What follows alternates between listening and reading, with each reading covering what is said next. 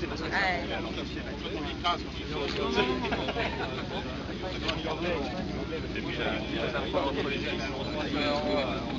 roule vers le bas. De l'autre côté. Très bien.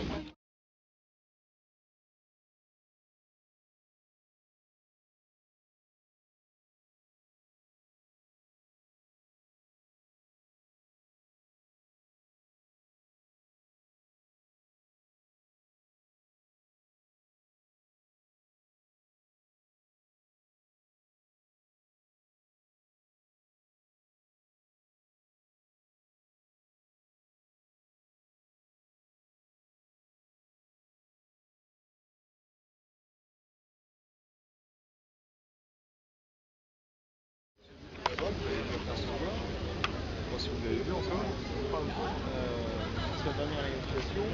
Et au niveau de la direction, la partie un peu d'envoi, la ronde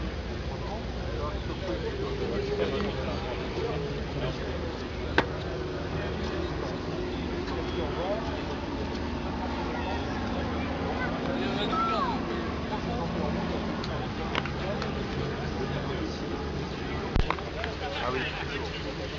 Malheureusement, c'est pas du la première défense. Sinon, encore là.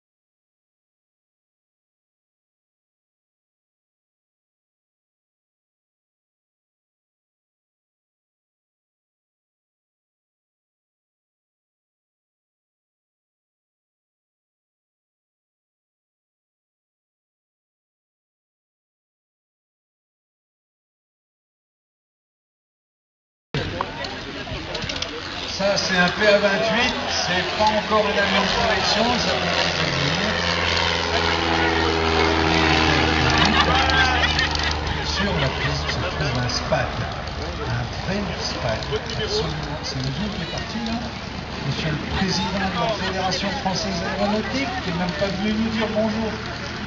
Mais même pas, parce qu'on ne savait pas qu'il était là, sinon là aussi, vous connaissez des personnages comme Jean Fidel.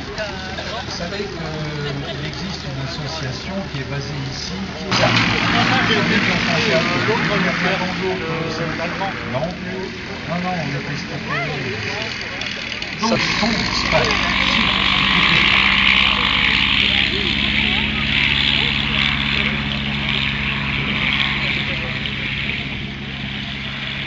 L'association qui a remis cet avion en état ainsi qu'un certain nombre d'autres,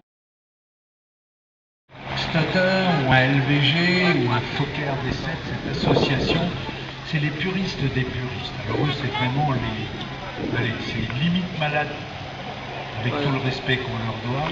Putain. Ils ont littéralement reconstruit ces avions. C'était fait à l'époque en allant jusqu'à, par exemple, retrouver dans les archives des sociétés fabriquant des enduits, des peintures, retrouver les formulations de peinture étaient à l'époque appliquées sur la toile de lin qui recouvrait ces avions, qui recouvrait leur structure en bois. Les gens de Memorial Flight ne font pas des répliques, ils font un numéro supplémentaire dans la série de l'avion. Ce SPAD, c'est exactement un SPAD comme il était fait à l'époque, avec le même moteur, le V8, d'où le son assez extraordinaire, avec en plus une espèce de silencieux qui court le long du fuselage.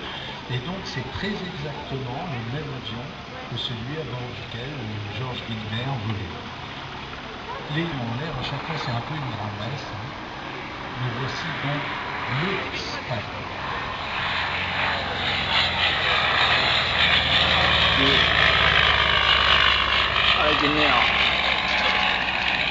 Voilà ce qui était allez, on peut oser la comparaison, le Rafale de 1917.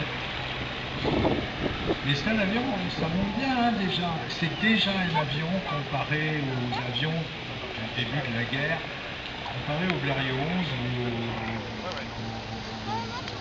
qu'est-ce qu'on a vu voler tout à l'heure, le Moranache. C'était encore un peu des cerfs-volants motorisés, tandis que là on est déjà dans des avions qui filent, qui ont une aérodynamique, qui ont des perfos. Regardez ça. Wow.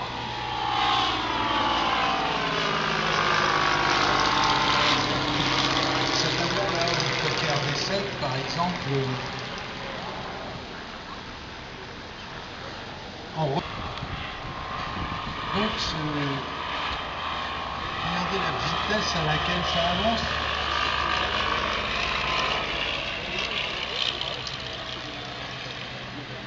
Et on est déjà là dans le domaine d'une aviation vraiment maîtrisée, avec une aérodynamique propre, avec un moteur qui d'évidence tourne très souplement. Et on comprend que les pilotes français de l'époque et aussi quelques pilotes américains appartenant à l'escadrille Lafayette, par exemple, qui étaient équipés de ces merveilleuses machines, on comprend que cet avion est laissé un souvenir. Son équivalent allemand, on va dire, était le Fokker D7 que Memorial Flight a également remis en état, reconstruit par qui équipait le fabuleux Fokker D7 que Memorial Flight a reconstitué, a reconstruit exactement à l'identique. Mais ce fabuleux SPAD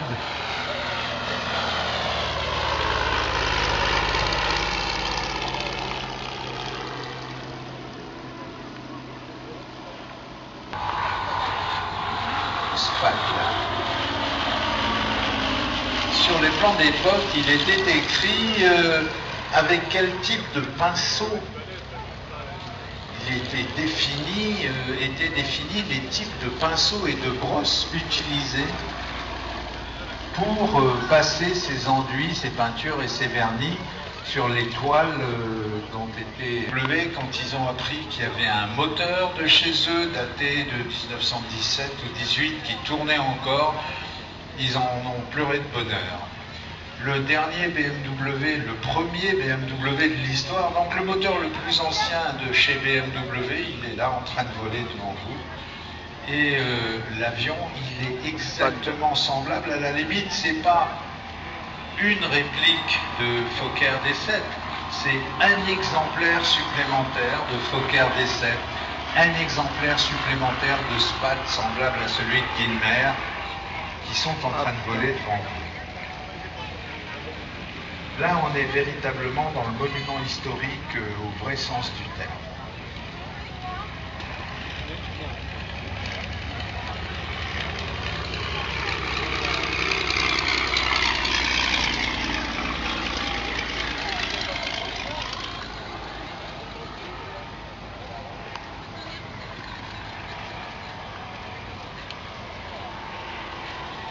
Voilà, en 1918, ces deux-là étaient les chasseurs ultimes, les rats. La queue, la béquille de queue qui traîne dans l'air assez rapidement et qui éclate comme un sol. Et l'avion, c'est dans son freinage qu'on obtient un avion qui roule tout droit, même si le vent est un peu de travers. Alors que sur les avions modernes à roulette de queue, il faut quand même batailler un peu pour tenir l'axe, par exemple, avec des freins. Sur ces avions-là, il n'y a pas de frein, ce qui règle la question tout de suite. Après, pour le roulage au sol, on roule en soufflant les gouvernes à un coup de moteur, au moteur avec le souffle de l'hélice. Et on continue de piloter l'avion au roulage, bien évidemment, mais de le piloter aérodynamiquement.